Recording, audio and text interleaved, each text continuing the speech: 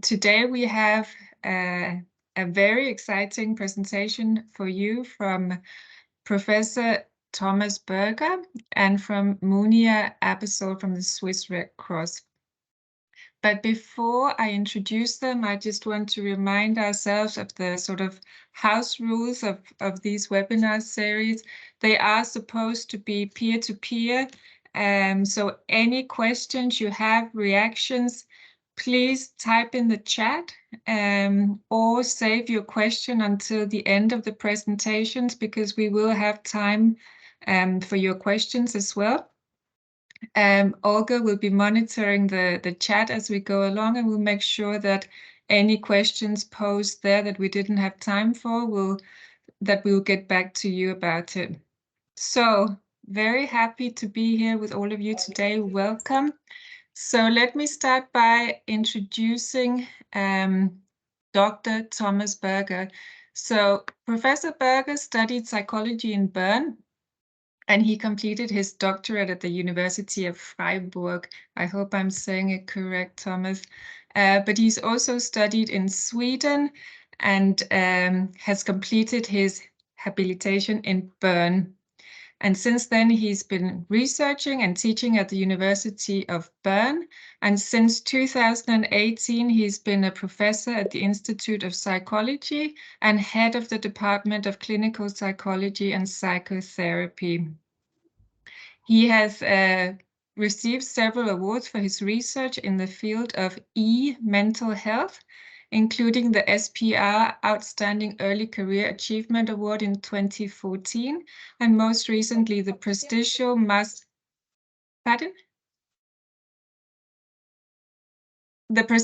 Marcel Benoist Science Award in 2021. So today we are going to learn about digital MHPSS. And why is this relevant for our national societies? Because there is an enormous gap in human resources for mental health and psychosocial support at a global level. So with the natural disasters, the conflicts and other emergencies, the pressure and the need for MHPSS is overwhelming health systems. We saw that during the COVID epidemic as well. So there really is a need for scalable, low threshold, but efficient services that can reach more people in a very cost-effective way. Up to 95% of the world's population have access to the internet. So this is a very relevant way of reaching people. I will not speak any more about this topic because I'd much rather that we hear from Thomas Berger, and after Thomas's presentation, we will also hear from Monia Aebersold, but I'll introduce her later. So Professor Berger, over to you. Thank you. Thank you very much, Pia, for the invitation and also for this introduction. I'm going to share my screen now. Can you see my screen? Can't see you anymore. So can you see the yes. PowerPoint presentation? Clearly, thank you. So as you already said, we have divided our presentation into two parts. In the first part, I would like to give a general overview of digital mental health. And in the second part, Monia Aebersold will present an example, an app developed to provide psychosocial support to refugees in Switzerland, which is currently being evaluated in a randomized control trial. I guess you all know this MHPSS pyramid, which describes services on 4 different levels of specification, from basic psychosocial support up to specialized mental health care. Now, of course, digital services can be used on every level, but an interesting aspect is that most digital interventions, at least most studies on digital interventions, are on interventions aimed to treat mental health conditions such as depression, anxiety disorders, and PTSD. Those most digital interventions are used as specialized treatments of mental health conditions, and these treatments can usually be classified quite high in this pyramid. And there are actually several reasons for this. One of the reasons is that even in the general population, mental disorders are not anything rare. They are common in Western countries. About 1 in 3 individuals had a mental disorder during the last 12 months, fulfilling the criteria of a diagnosis such as depression or anxiety disorder. And the problem is that only half of them seek or find help for several reasons, such as lack of accessibility of psychological treatment, stigma of mental disorders, or costs of treatments. And from these individuals who seek or find help, again, only half of them finally receive an evidence-based treatment, a psychological treatment that has shown its efficacy.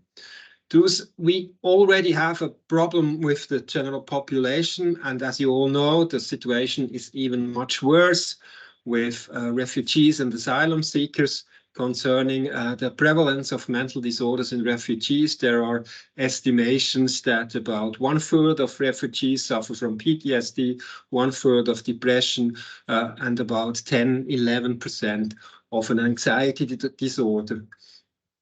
And also mental health care utilization and access among refugees and asylum seekers in Europe is even much lower than in the general population. Typical barriers to accessing care include language, of course, stigma towards mental health, mental illness and help seeking, lack of awareness of mental health care services, and of course also availability of mental health care services.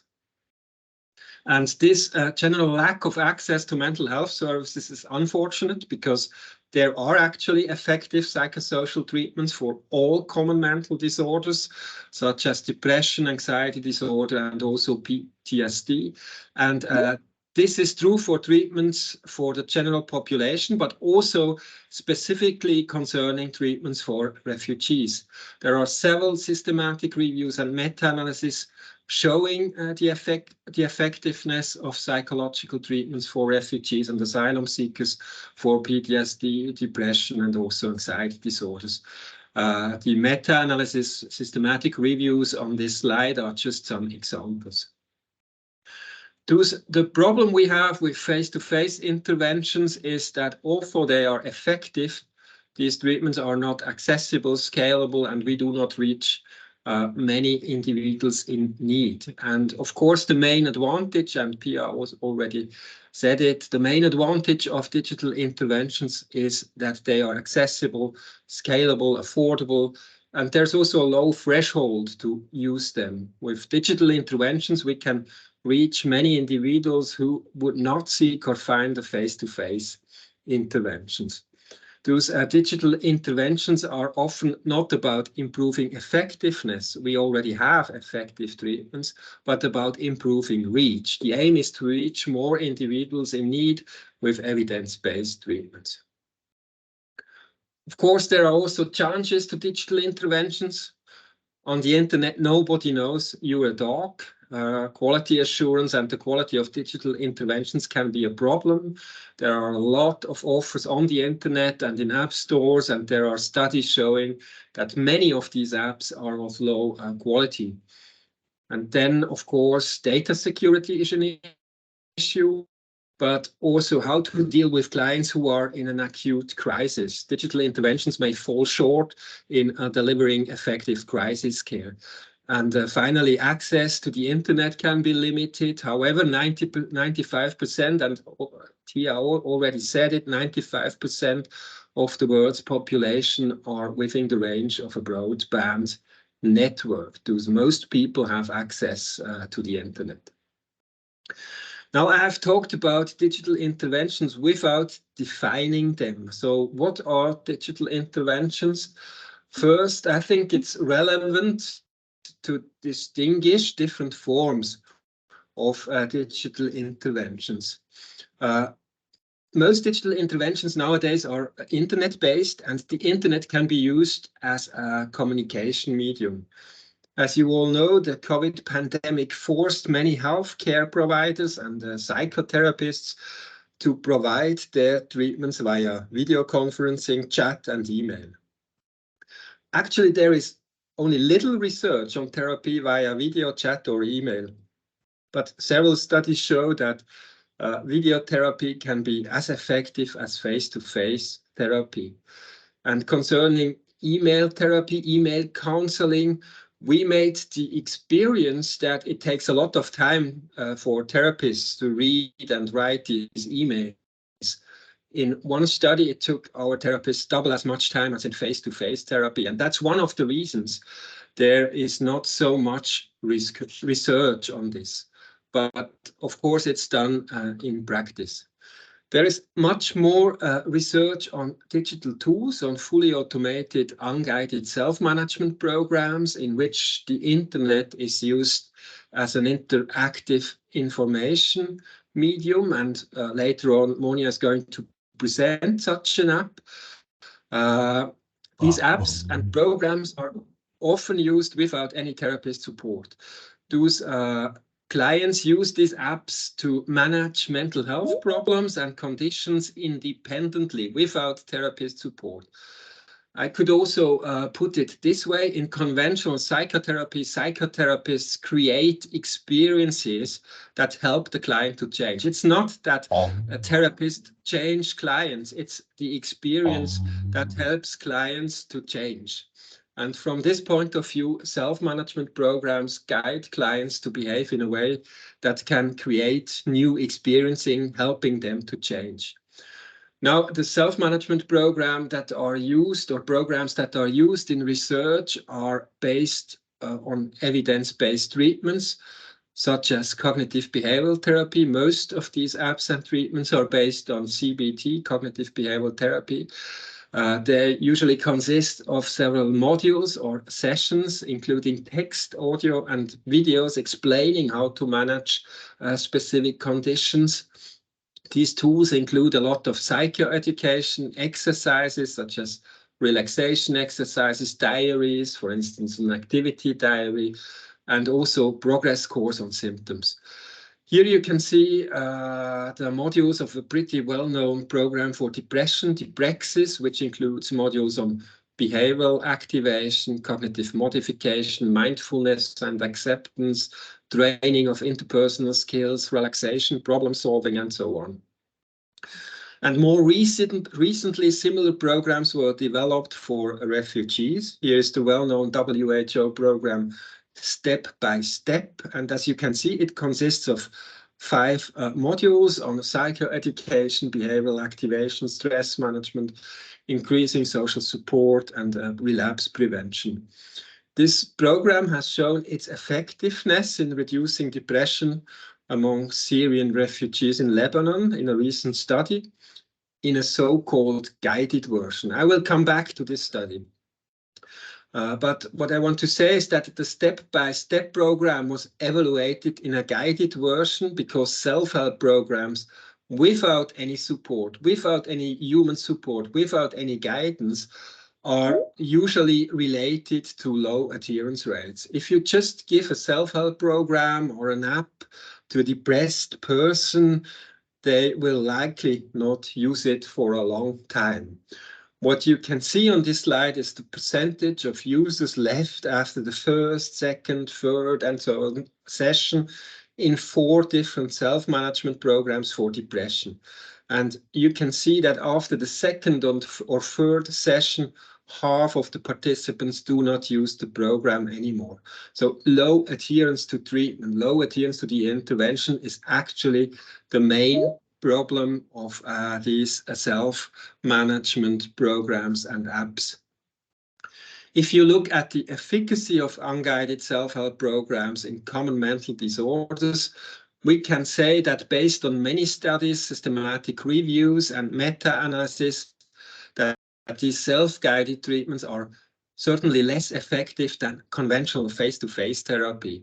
Usually using self-guided programs is associated with statistically significant but small effects compared to treatments as usual and waiting list control groups. And the reason the effects are not larger is the low adherence rates I just mentioned. Many individuals in need do not use these apps, and which does not help. So, of course. However, as you can see in this graph, the advantage of unguided treatments is the scalability and the reach of these tools. From a public health perspective, these tools can still have a large impact because even small effects can have an impact if you reach many individuals. But because self-guided treatments are associated with low adherence rates and a large number of dropouts, many research groups and developers developed and evaluated so-called guided self-help treatments, which means that while patients work their way through a self-help program, they are supported by psychologists, mainly via secured email. Guided self-help is currently the most common form of digital cognitive behavioral therapy, and most research in this field is done on guided CBT. And then you can see on this slide that there's a so-called blended treatment approach, which refers to the combination of online and face-to-face therapy. In blended treatments, apps are often used as support for conventional therapy. In this approach, typically clients use an app between sessions. When we look at the efficacy and reach of guided self-help treatments, we can say that the effect sizes of guided treatments are in the range of conventional psychotherapy. There are now more than 200 studies for several conditions for all common mental disorders and several meta-analyses showing these results. Direct comparisons also show no difference between guided self-help treatments and face-to-face treatments. However, as you need psychologists supporting the clients in guided treatments, the scalability and reach are reduced compared to self-guided treatments. We can say, or we have found, that guided self-help treatments are more effective than unguided treatments because guidance leads to better adherence and fewer dropouts. Actually, it's not just guidance influencing the usage and efficacy of digital self-help programs and apps. There are other, what we call supportive contextual factors that are important, such as a contact before the treatment in a diagnostic interview, for instance, and also the therapeutic alliance plays an important role in this kind of treatment, and also a clear deadline with a contact at the end of a treatment usually increases adherence and outcomes. And that's a little bit my take-home message, if you want. It is not only about the product, about the content of such an app or internet-based program.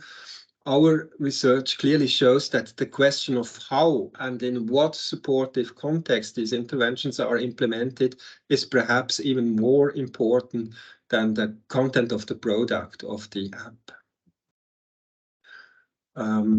Yeah, I think that's an important message, that human contact plays an important role in these kinds of treatment. These and other findings were the reasons why the step-by-step WH program was evaluated in a guided version in the trial I mentioned before. This treatment consisted of the self-management program step-by-step, plus weekly guidance by so-called e-helpers, who were not psychotherapists, but individuals with a background in psychology. And in this intervention for Syrian refugees in Lebanon, a randomized controlled trial was conducted, and they compared care as usual with this guided step-by-step intervention. And as you can see in this graph, the intervention reduced depressive symptoms more than care as usual. However, I would also like to mention the large number of dropouts. As you can see on the slide, about 283 participants started with this intervention, with the step-by-step intervention, and about 59 were lost to post or follow-up. This unusually high number of dropouts in guided internet interventions might indicate that acceptance of such interventions in this population could be difficult. I want to mention another effective digital approach, particularly for treating post-traumatic stress disorder, PTSD. This approach was originally developed by Alfred Lange in Amsterdam and Jeroen Roelwaard, and then adopted by Christine Knevesrud and Berger in Berlin. And this approach was also evaluated in war-traumatized Arab patients. You can also watch videos explaining this approach on the Eli Nafsi homepage hosted in Berlin. This approach is actually based on the work of James Pennebaker, a social psychologist at the University of Texas, who has shown that writing can help us heal from trauma. Those clients are instructed to write about the trauma twice a week. They receive messages from therapists on how to do it. They also receive feedback regarding their writing. It's so-called exposure-based treatment because clients are confronted with a traumatic experience. They write, so they write about the trauma. This is on this slide. You can see an example of a message from a therapist.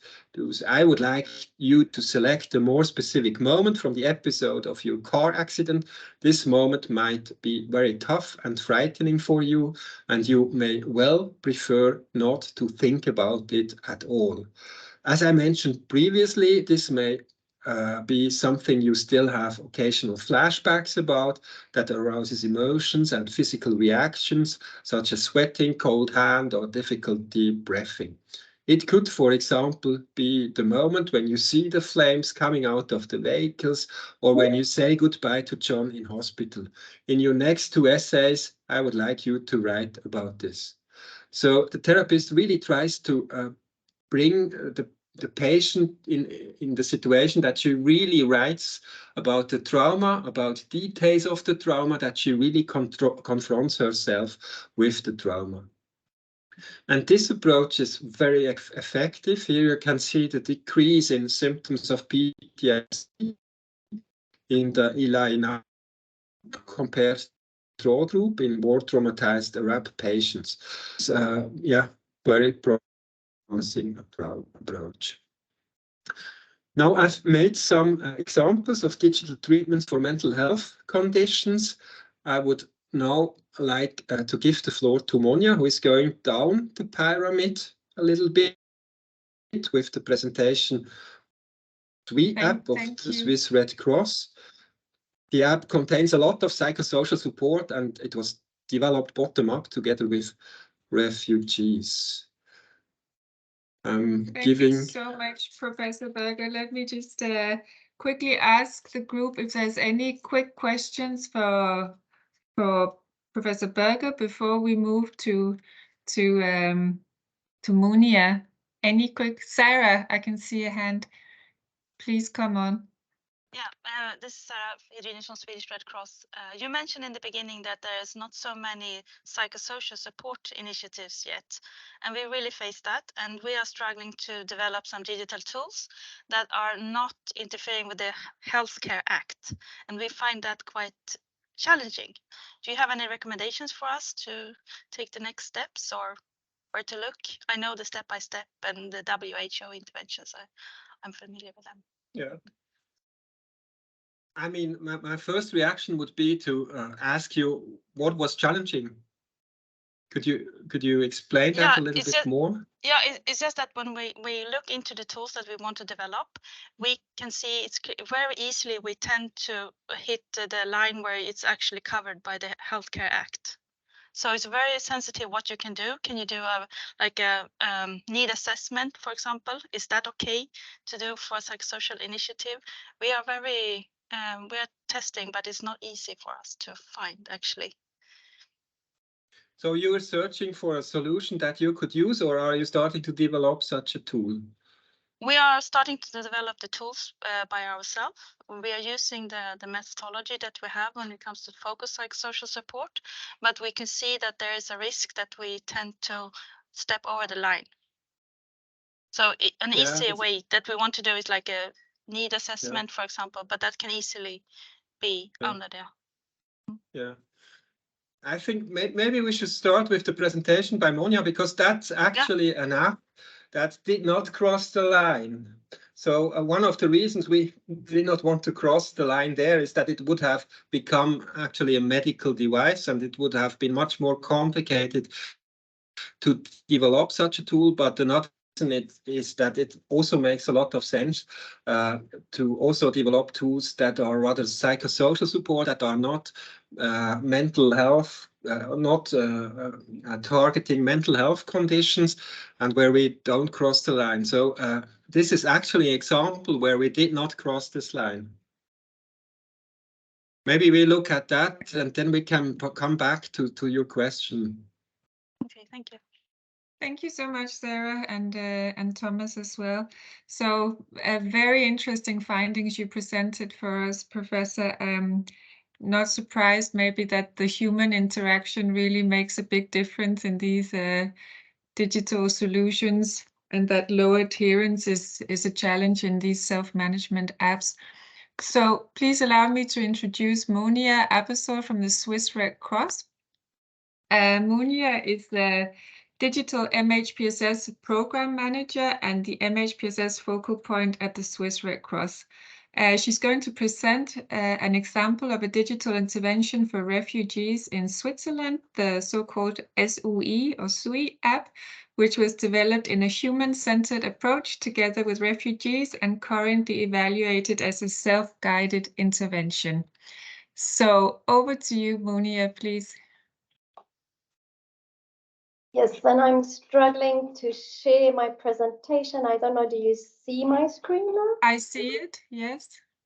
You see my screen, okay, wonderful. Then let me start with my presentation. Thank you so much for this occasion also. Hi, everyone. I'm very happy to introduce you to our digital intervention with psychological and psychosocial support for refugees here in Switzerland. This solution has been initiated by the Swiss Red Cross, but in very close cooperation with the team of Thomas Berger and with the University of Berlin. SUI is a self-help app that can be used guided and unguided, and I will say a little bit more about that. It's based on an intervention and information platform, and our desired outcome is the improvement of the quality of life and well-being of refugees here in Switzerland. Refugees without or with a mental health conditions, but all of them are kind of faced with post-migratory stress. So we have no screening for diagnosis, we have no therapy. It's not a therapy as such. That's why we are not crossing the line to this medical device regulation. And that was intentional, to really be able to reach as many people as possible, not just those with a diagnosed mental health condition. Now, how did this all start? You know the framework already. Thomas has shown it. The complexly traumatized refugees receive very specialized trauma therapy here at the Red Cross. We have a special outpatient clinic for victims of torture and war here. But the problem is that the demand for therapy is much greater than the available resources. So the waiting lists are long. Patients have to wait for several months before they can start therapy, you name it. So these therapists from this outpatient clinic actually looked for a low threshold psychological solution in the form of self-help, which could be given to the patients on the waiting lists. And at the same time, they also pointed to the need to lower the threshold, because they said that people are usually seeking help very late when their symptoms already became chronic. And Thomas also mentioned the challenges, it's stigma, it's low health literacy, it's structural barriers. So the aim of this self-help intervention should also be to make it more accessible for more people, so that more people can be reached when they just arrive to Switzerland. So reach more people and reach them earlier. That's actually the goal.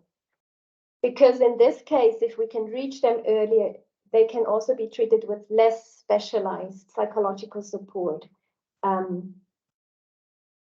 that's the reason why we try to really lower the threshold and keep an eye on focused psychosocial support and psychological support. That's the starting position. Now we evaluated different potential pathways, and finally we decided on the digital solution because, as Thomas mentioned, also it's easily scalable and it's also easily adaptable to the needs from different target groups with different backgrounds. And very important, as it was already mentioned also, is that a vast majority of refugees in Switzerland does have access to a cell phone, a smartphone, and also to internet access. So they can be reached through digital interventions. And one of the big advantages is that the use is anonymous.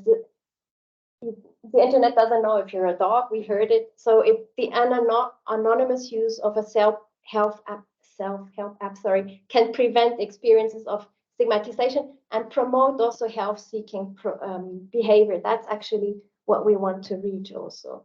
So that was the plan, and we thought in the beginning that can't be too hard to develop an app that provides psychological support and psychosocial support. Now, 2 years later, we are a bit wiser. So the first problem that we faced was actually that the target group themselves told us in a very comprehensive needs assessment that they're not waiting for a mental health app. It was just not their priority. They were faced with stresses, post-migratory stresses that were much higher on their priority list. So it was for us really important to understand what their needs were. They were telling us like, yes, of course, I do suffer from sleeping disorders. I do have these symptoms, but I'm sleeping with 10 other people in the room. The ones snore, the others listen to music, the light is on. So how do you want me to sleep properly? So help me find a proper housing, and then my sleeping disorder will be gone. Or yes, of course, I do have sleeping disorders because I'm thinking of my family all the time that is still back in Syria or somewhere. So help me get my family over to Switzerland, and then my sleeping disorder will be gone by itself. So for us, it became very, very clear that if we wanted to reach the people and also be able to provide an effective intervention, we would need to work very closely to their problem definition and not come with our ideas of what they need, but really understand where the problem that they define, and then also work very close to their needs and what on their priorities. This is why we chose a very participatory, human-centered approach and development. We included the target group in each and every step of the development process, in the design process already. They were involved through consultations in the planning process. They were consulted when it came to choosing the content, the design, and they're now involved again in the RCT that is being done by Rilana, who's also present here. So they really had many ways of giving feedback, of giving input, of choosing the topics that are relevant for them. And I think what was one thing that was really relevant for us was that we included members of the target group in our core project team. So they were there representing also the target group and being able to tell us also right through the process what can work and what cannot work, and then we tested it in small sprints. So this is an overview of the content, and Thomas already mentioned it. Self-help apps can only be as effective if they're used. What we realized is what the refugees we talk to especially need and want is orientation. How does the healthcare system in Switzerland work? How does the asylum procedure work? They need orientation and information. That's what was their priority. So we came away from that idea of just providing an e-mental health app, and it became a much bigger project because we had to build up a full information section with topics that are really relevant for them. And we chose topics that are relevant for them in different stages of integration, so that people who just newly arrived can have an entry point through the asylum procedure, for example, and others that have been here for longer can have an entry point through professional integration or housing and so on. So we provided different information at different levels of the integration. But this information for us is also very relevant because we can use it to, the people will download this app, not because of the psychological support, but because of the information they're looking for. And through this information, we can take them through to the psychological part of the app, where we can say, yes, we know the asylum procedure is very stressful. There's a lot of waiting, a lot of going back to what happened, a lot of flashbacks involved. So please, here you have, this is completely normal. A lot of people go through the same, suffer the same, have the same symptoms. It's normal also to have sleeping problems in this stage, but you don't need to live with that forever. There's things you can do. Here is, for example, the testimonial of a person that has lived and gone through the same, and here's the solution that he presents. So we worked a lot with testimonials from real people, but we also worked with information, psychoeducation, and exercises, and saying, hey, here, look, this is what you can do to improve the quality of your sleep. This was one thing that we really used the information just to link the people, to normalize, to destigmatize, and to link them to the topics. And what was also very important is the guidance. We've heard it from Thomas. A self-help intervention is less effective if it's unguided, because the people drop out. So we tried to raise effectiveness by putting people in the back of this app.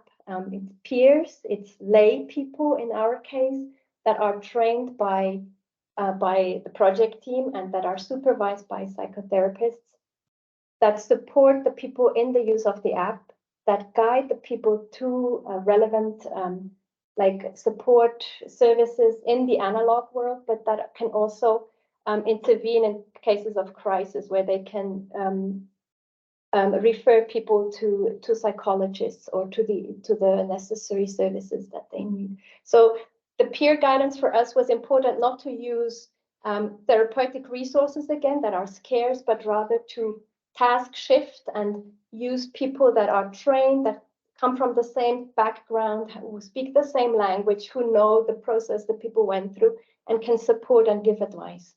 So this is the peer guidance in our case is very important, and we are also testing in the RCT if it has an effect, a positive effect, or if the people really need the peer guidance. Now, last but not least, I'm aware of time.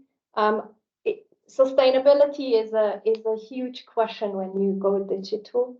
How do you implement such a service, especially with peer guidance in the background? How do you sustainably implement such an intervention? And for us, it would not have been possible if we wouldn't have chosen the right partners. I think if we did one thing right in this project, then it was really choosing the right partners.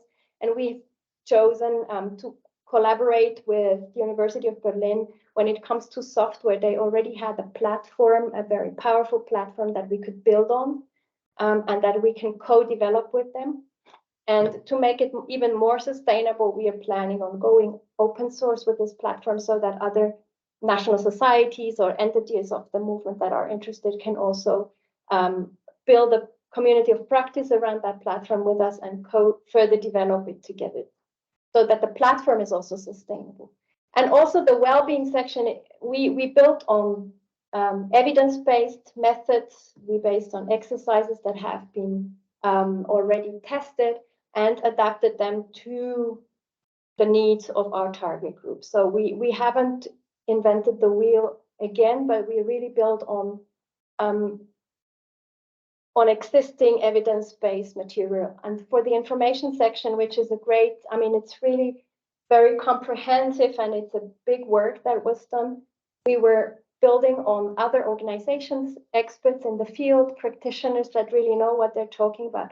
And for us, this was also very important to link our intervention to the system, to existing structures, so that it's really embedded and it's close to the people, and it can be, we can reach the people through that. Yes, I think that's as far from my side. I can just show you where we are at the moment. It's this study that is running, done by Rilana, and we hope to go to release the first version of the app in Arabic and German at the end of this year, and then adapt it and expand it to other languages. So it is a big process. It's not a small thing. It became quite a big project that we have been working with, and thanks to the support also of the University of Bern, I think we are on a good way. Thank you for your time. I'm sorry that there's not much time for questions, but I think we're both. Thank you so much, Monia. I hope people are able to stay on for a few more minutes and just see if there's any questions. So this was really interesting and I think inspiring for us to know about. Any questions either for Professor Berger or for Monia? No? Maybe I just have one quick question for Professor Berger. If it would be possible for him to share with us his presentation by email. Okay, we can check with Professor Berger and with Monia if they are okay with sharing their presentations, and if yes, I will email them out. So yeah, I already get. Monia also, yeah, we can share it. All right, thank you very much.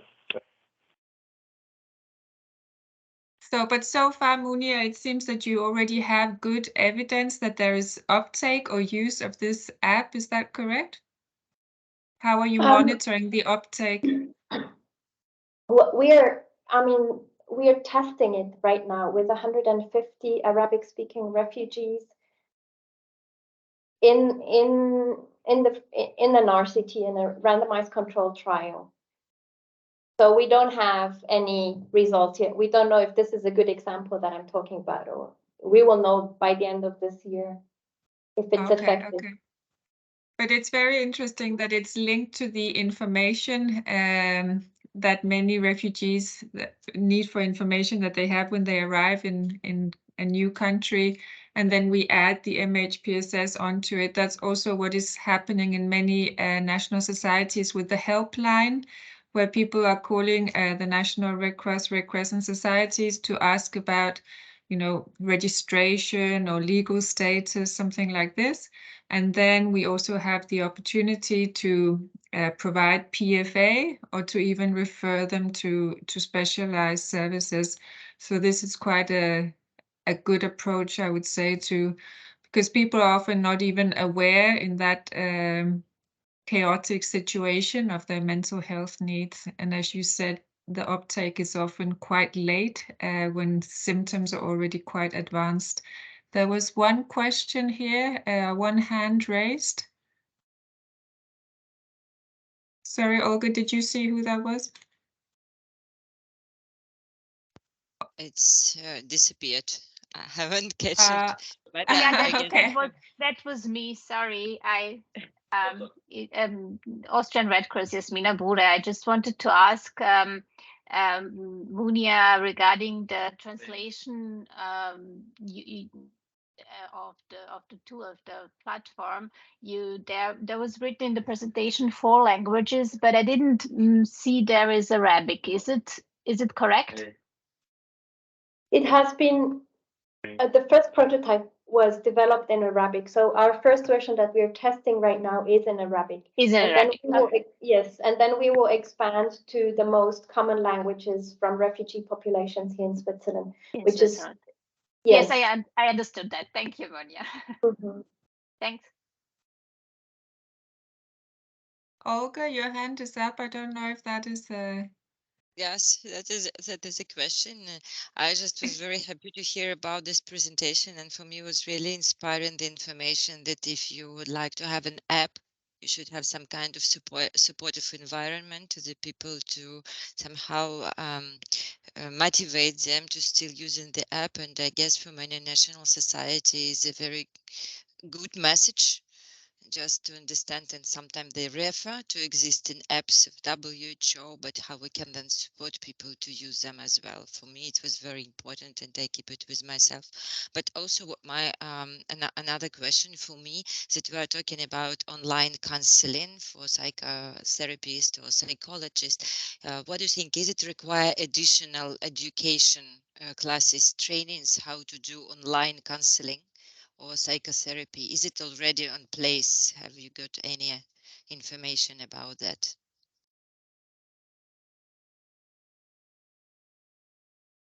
You are muted, Thomas. Sorry, can you hear me? So yeah, actually there are different opinions regarding the training of online counselors.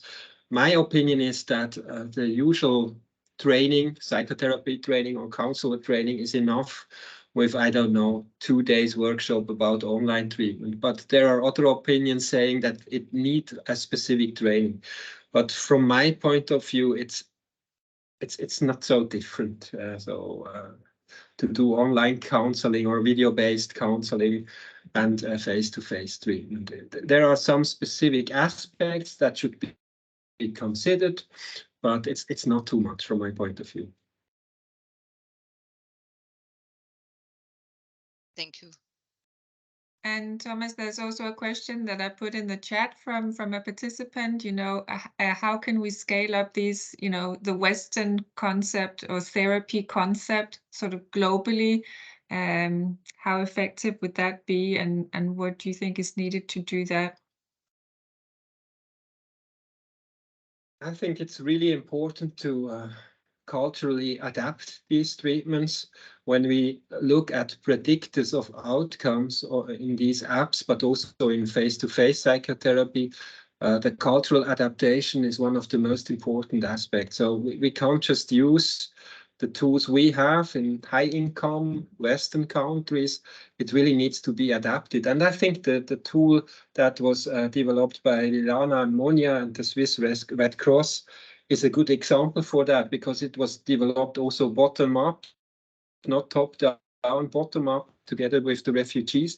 And I think that this can actually increase uptake, but also effectiveness. And in the situation of the Ukrainian refugees, how important do you think it is that the therapy is provided by someone who speaks your own language and who has an understanding, like the importance of training people among the target population themselves? I think it's important. We don't have a lot of predictors in psychotherapy research, predictors of outcome, but the cultural adaptation, the understanding of the culture of these people is one of these predictors. So if I really know what matters to these people, what resources they have in the environment they are, that can be a positive aspect for the therapy. So I think it's really important to know about the culture of these people. Thank you, Professor. And there's one more question in the chat. I'm not sure if it's for Monia, maybe. Yes, Okay, Monia has the already. question was the question was if the government, the respective department of the government in Switzerland was involved, and yes, they were involved very closely. They were part of our sounding board, and they have also been closely involved in the development. So we kind of kept exchanging with them, yes, because this, for us, this is also important that we can reach the people when they arrive in Switzerland. So when they're in the structures of this is the department also that is in charge of the asylum procedure. So we want to reach the people while they're still in the structures of the government asylum procedure. Thank you so much, Monia, and we'll be really interested to follow the outcome of the current assessment you have of the app that's going on.